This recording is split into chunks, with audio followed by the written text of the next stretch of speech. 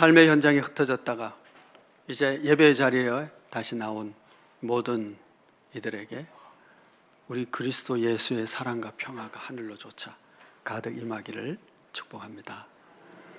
열심히 찬양해 주셔서 감사합니다. 늘 좋은 찬양으로 하나님께 영광을 돌려 하나님의 기쁨이 되는 우리 성가대 찬양대인 줄 믿습니다. 지난주에 우리가 나눈 말씀은 죽은 신앙에 대한 것이었습니다. 행함이 없는 신앙은 죽은 신앙으로서 무능하고 무익하고 헛되다 말씀을 드렸습니다. 살아있는 신앙에 대한 이야기로 아브라함과 라합을 예를 들었는데, 아브라함처럼 믿음이 상당한 수준에 오른 사람이든 라합처럼 이제 막 신앙의 길을 들어서는 사람이든 신앙의 성숙의 여하에 관계없이 참된 신앙을 가지고 있다면 반드시 그 삶의 현장에서 순종으로 실천으로 선택하는 모습에서 나타난다고 그렇게 말씀해 주셨습니다. 그러면 이제 질문을 하나 하겠습니다. 지난 한 주간 삶의 현장에서 어떻게 잘 참된 믿음의 증거를 가지고 오늘 오셨습니까? 이렇게 갑자기 물으니까 정신이 멍하죠. 왜 갑자기 이런 질문을 해? 혹시 가만 생각해 보면 뭐 없을 것도 아닌데 갑자기 질문을 하니까 생각해 보지 않은 질문이라 뭐라고 답을 해야 될지 모르겠고 그런 기분일 수도 있습니다. 그러나 여러분, 우리가 하나님 앞에 나올 때에 지난 한 주간의 삶을 되돌아볼 필요가 있습니다.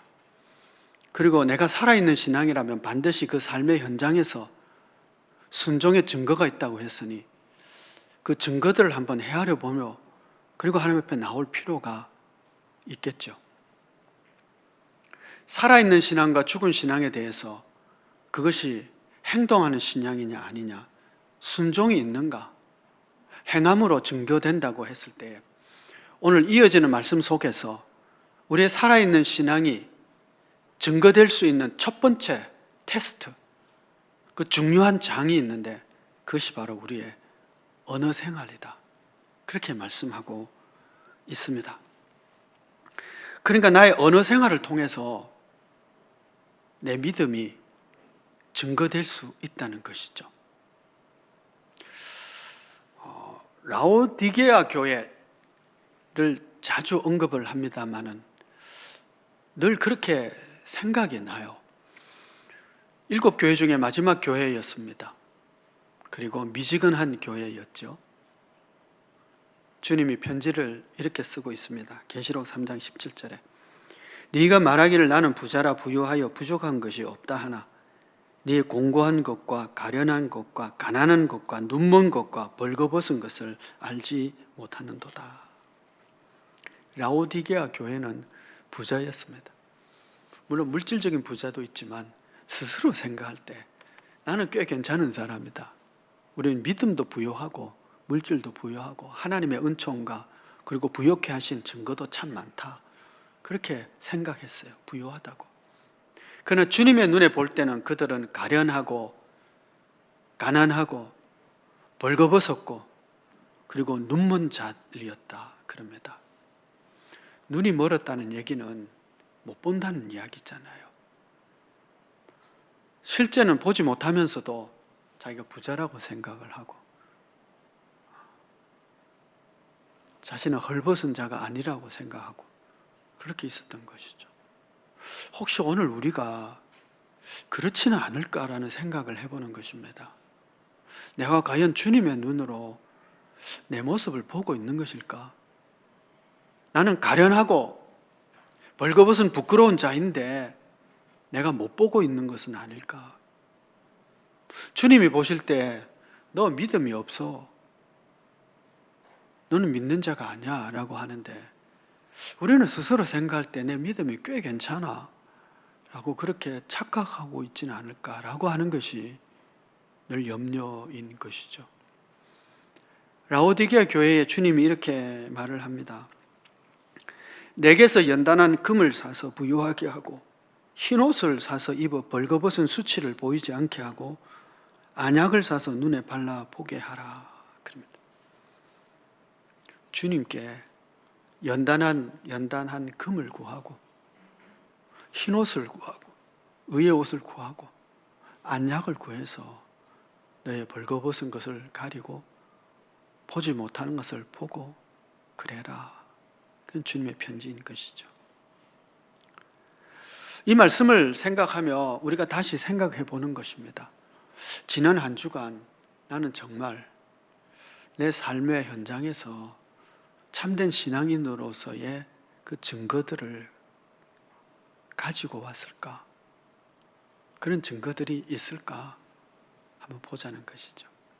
그리고 그 첫 번째는 우리의 참된 신앙이 증명되어지는 가장 중요한 첫 번째 자리는 바로 언어의 현장이다 라는 것입니다. 그러니 여러분, 이번 한 주는 우리의 언어 생활, 말에 있어서 내가 참된 신앙인임을 증명할 수 있는 그런 증거들이 가득하게 되기를 축복합니다. 이것이 오늘 메시지의 핵심입니다. 자, 이제 본문을 한번 살펴보십시다. 2절 말씀을 보시면 우리가 다 실수가 많으니 만일 말에 실수가 없는 자라면 온전한 사람이라 그럽니다. 즉 말에 실수만 하지 않아도 우리가 꽤 온전한, 꽤 괜찮은 사람이라고 인정받을 수 있다라고 하는 것이죠. 신앙의 연륜이 깊은 사람, 믿음이 깊은 사람은 사실 그 언어만 살펴봐도 압니다. 아, 저 사람이 참 믿음이 깊은 사람이구나 알죠.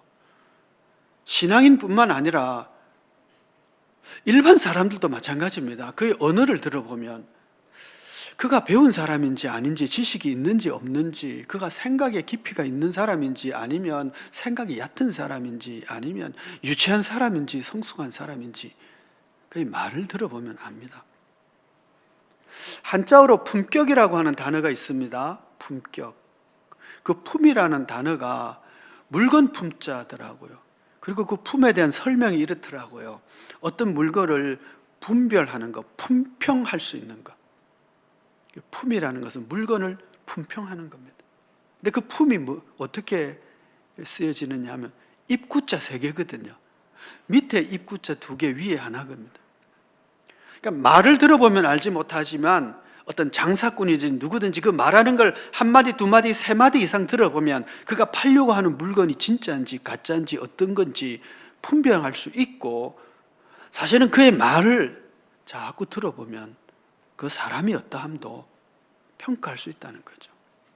품격이라고 하는 것은 결국은 그 사람의 말에서 드러난다는 그런 뜻이 되겠죠. 실수가 없는 말들이 쌓여서 깊은 인격의 사람이 되고, 실수가 없는 신앙인의 말을 통해서 우리의 신앙이 좀 더 온전한 자리에 이를 수 있게 될 것입니다. 그런데 문제가 하나 있어요. 뭐냐 하면 8절 말씀을 보면 혀는 능히 길들일 사람이 없나니 라고 말합니다.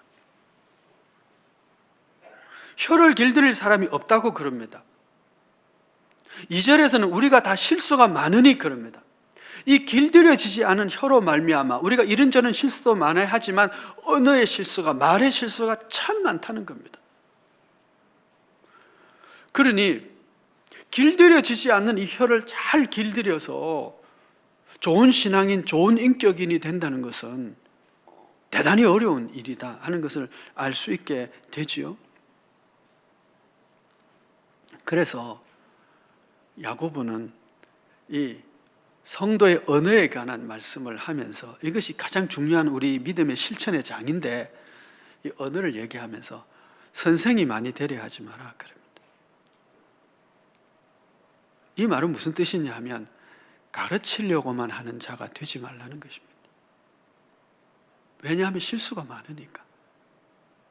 그러니까 이번 한 주도 여러분 가르치려고만 하기보다는 듣는 자리에 귀를 기울이는 자리에 있기를 바랍니다. 그것이 실수를 줄이는 길이기도 하지요. 왜 그럴까요? 이 말로서 가르치는 자리에 많이 있으려고 하지 말라는 이유가 뭐냐 하면 이 혀의 능력 때문이고 혀의 위험성 때문입니다. 5절 말씀 보시면 이와 같이 혀도 작은 지체로 돼 큰 것을 자랑하도다. 그럼 우리 지체 가운데 혀는 굉장히 작습니다. 하지만 그 능력과 영향력은 굉장히 크다는 거예요. 그래서 이 혀가 건설적으로 잘 사용이 되지면 너무너무 귀한 열매를 맺지만 이게 잘못 사용되면 파괴적인, 굉장히 큰 영향력을 끼치는 파괴적인 결과를 가져온다는 것입니다. 우리 속담에도 말 한마디에 천냥빚을 갚는다 그럽니다. 말만 잘해도 천냥이니까 그 말이 얼마나 귀한 가치가, 능력이 있습니까?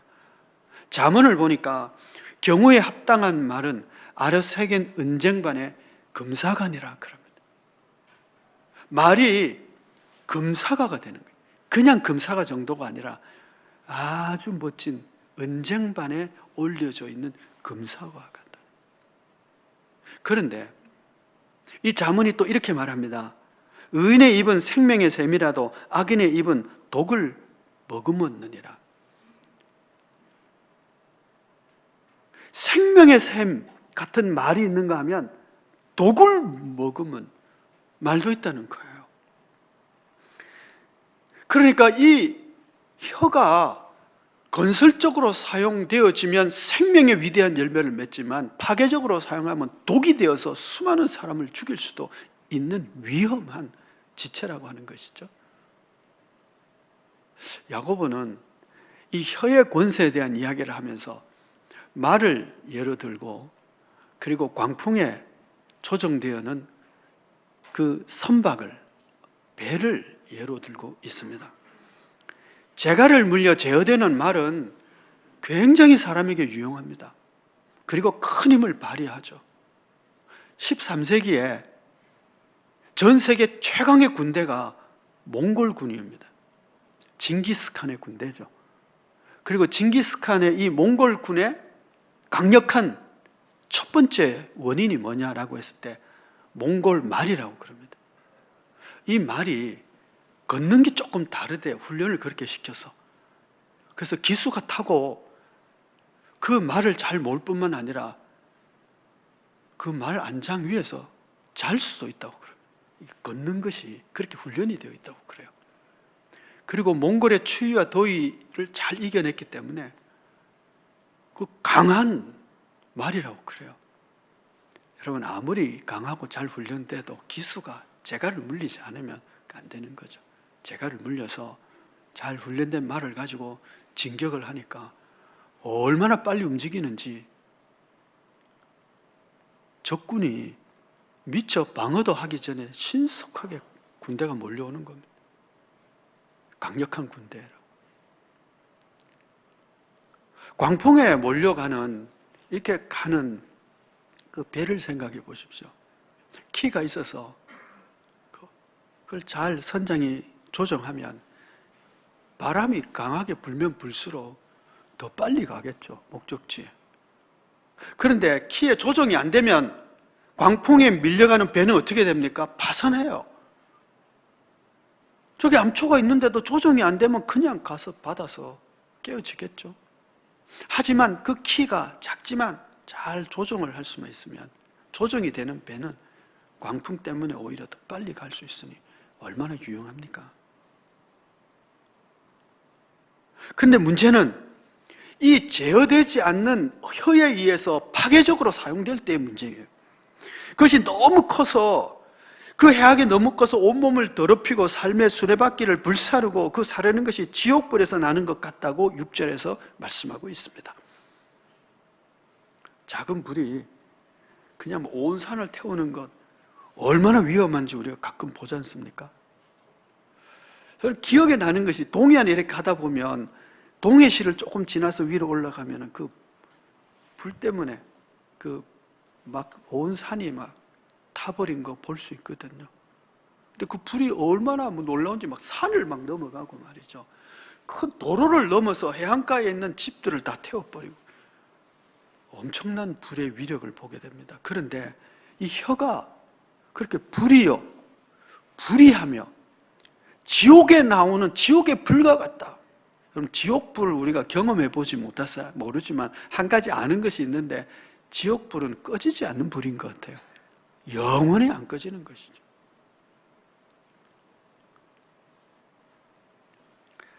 이렇게 온몸을 불태우고 불사르게 지옥의 불과 큰 이런 혀가 더 놀라운 것은, 더 중요한 것은 길들여지지 않는다는 데 문제가 있어요. 8절 말씀 보시면 혀는 능히 길들일 사람이 없느니 쉬지 않은 악이요 죽이는 독이 가득한 것이라. 쉬지 않는 악이고 죽이는 독이 가득한 이 혀인데 혀가 길들여지지 않는데요. 이게 문제예요. 얼마나 위험합니까? 예를 들어서 여러분, 여기 유리병이 하나 있는데 이 유리병에 위험 물질이, 이게 그냥 공기 중에 노출이 되면 주변에 있는 사람들이 막 다 죽고 병드는 이런 위험한 어떤 독이 있는 그런 액체가 담겨 있는 그런 유리병이 하나 있다고 합니다. 이것을 들고 가는 거예요. 그러니까 그냥 물병이면 깨져도 괜찮잖아요. 근데 이거 깨지면 큰일 나는 거예요. 마치 그 코로나 바이러스처럼 그런 거예요. 그럼 여러분 얼마나 조심스럽겠어요. 죽이는 악이 가득 찬데 이걸 들고 가는데. 근데 여러분, 이것이 제어되지 않는, 걸음마 이제 겨우 뗀 그냥 2살, 3살 배기 아이가 갖고 있다면 얼마나 위험하겠어요? 아니, 초등학생이 갖고 있다 해도 얼마나 위험하겠어요? 청소년이 가지면 더 하겠죠? 어른이 갖고 있다고 해도. 이게 제어되지 않기 때문에 혹시라도 조심하다가 돌부리에 걸려서 넘어지면 난리다. 여러분, 우리는 우리의 혀에 대해서 이렇게 위험하다는 것을 인지하지 못하고 살 때가 대부분이에요. 그러다 보니 그냥 말 함부로 해요. 그리고 아니면 말고, 또 말하고도 나는 잊어버려요. 말을 받은 대상은 얼마나 상처를 받았는지 잘 기억도 못해요. 우리 다 그렇게 살아가잖아요. 그러니까 쉬지 않는 악이고 죽이는 독이 가득함에도 불구하고 이 말을, 이 혀를 제어할 줄 모르고 제어가 안 되고 제어하려고 하지도 않고, 그래 얼마나 험악한 일들이 우리 가운데 생겨지겠습니까? 9절에서 10절 말씀을 보시면 우리의 한 입에서 찬송과 저주가 나오니 이는 합당하지 않다고 말합니다. 찬송과 저주가 나오는 것은 합당하지 않는데 이 혀가 제어되지 않으니 우리가 얼마나 합당하지 않는 모습으로 살아가고 있겠어요?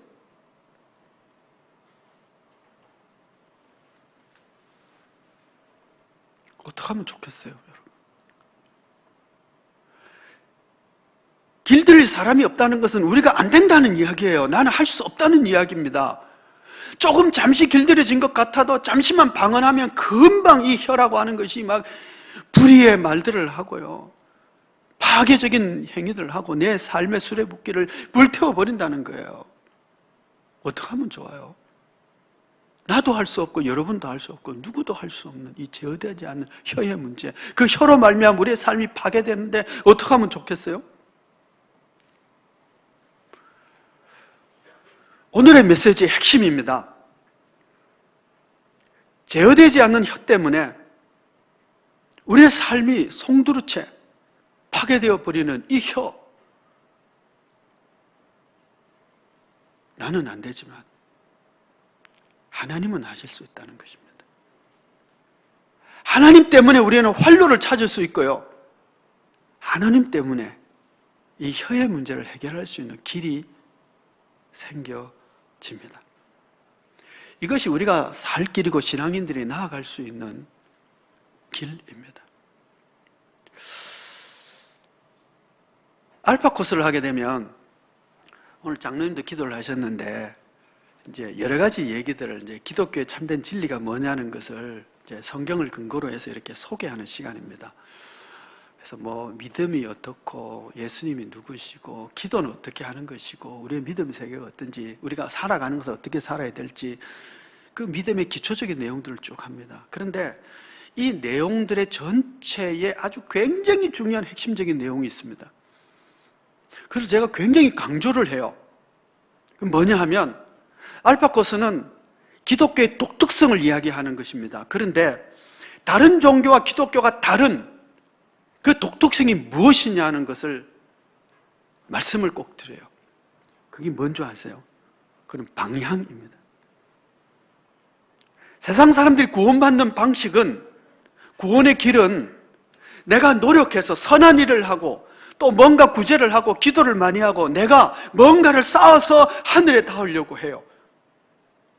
세상 사람들의 기도는 내가 열정을 다하고 순수하게 기도해서 하나님의 응답을 받으려고 그래요.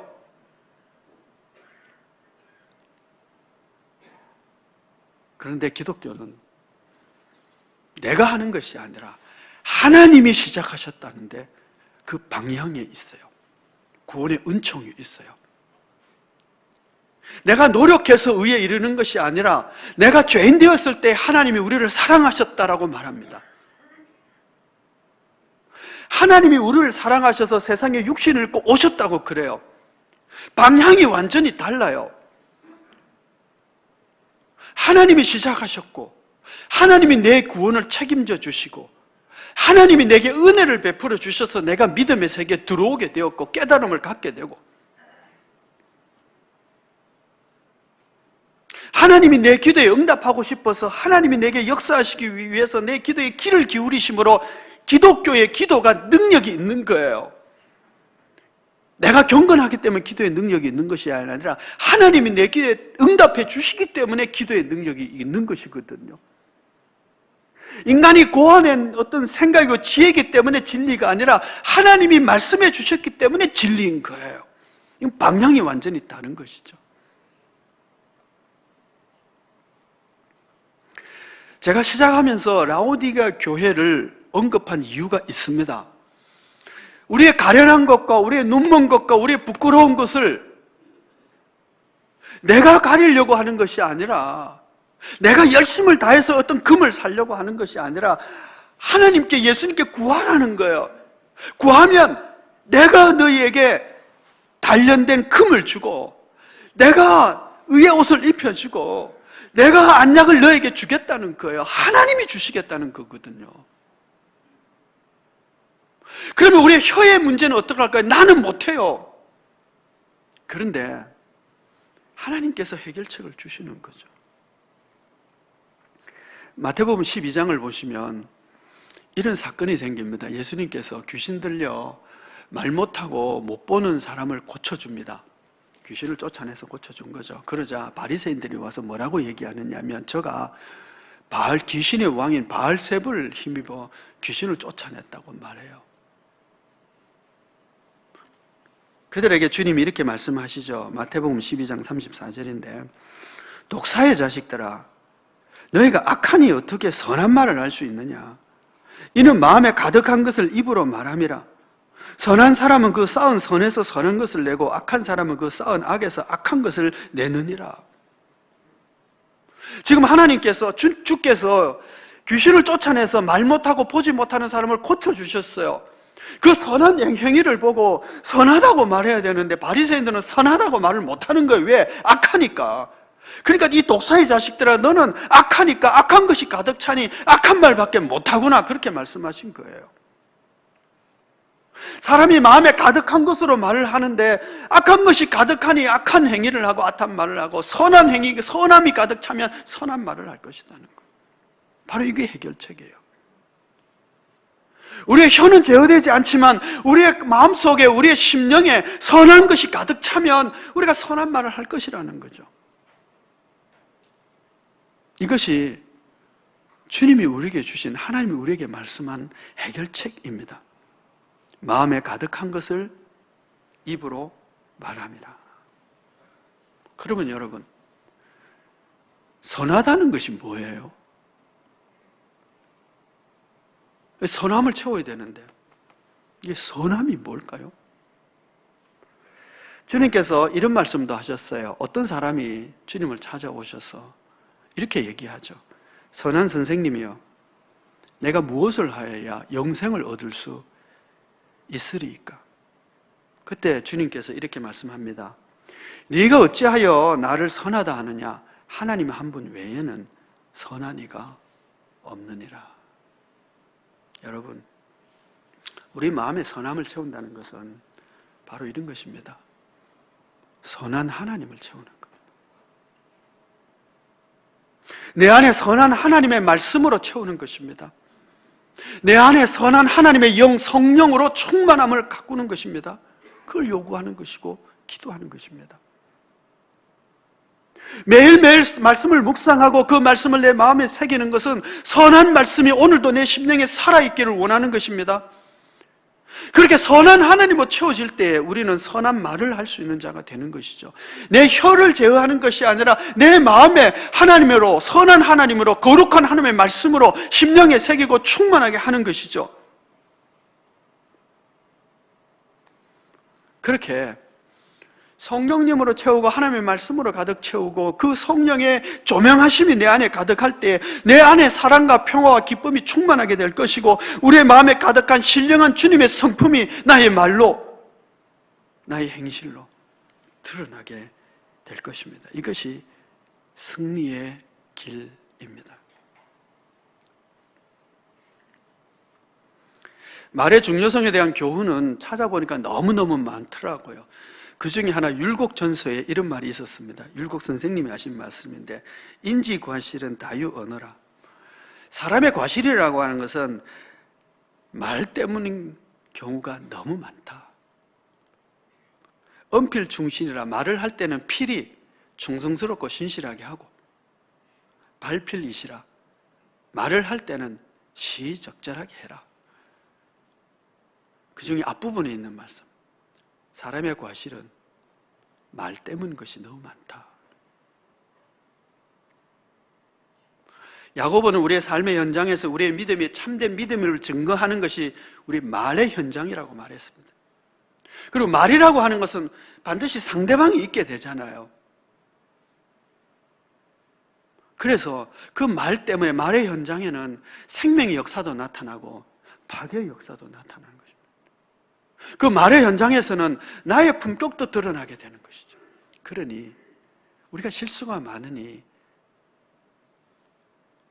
가르치려고 하는 자리에 너무 서려고 하지 말아요. 말 많은 자리에 서지 말라는 거죠. 그래도 우리가 꼭 말해야 되잖아요. 말 없이 어떻게 살아요? 말로 우리가 교제하고 말로 서로 격려하고 나눌 수 있는데, 말의 실수를 줄이려면 우리 안에 선한 하나님으로 채워지는 것입니다. 선한 말씀으로 채우는 것입니다. 선한 성령의 영으로 충만하고 그 빛의 조명함이 우리 안에 가득하게 하는 것입니다. 이것만이 우리 언어의 삶의 승리의 길을 걷는 길입니다. 성도 여러분, 이번 한 주도 우리의 믿음이 우리의 현장에서 증명되어질 수 있기를 원합니다. 순종으로, 행동으로, 행함으로. 오늘 주신 말씀은 언어의 현장입니다. 우리 안에 성령으로 채우고 말씀의 감동과 기쁨으로 채워서 가능하면 선생대로 하지 말고 그래도 말할 수밖에 없는 우리의 상황이니 그 말이 사람을 살리고 세우는 말, 하나님의 성품이 드러나는 말이 되도록 성령의 충만함과 하나님으로 충만한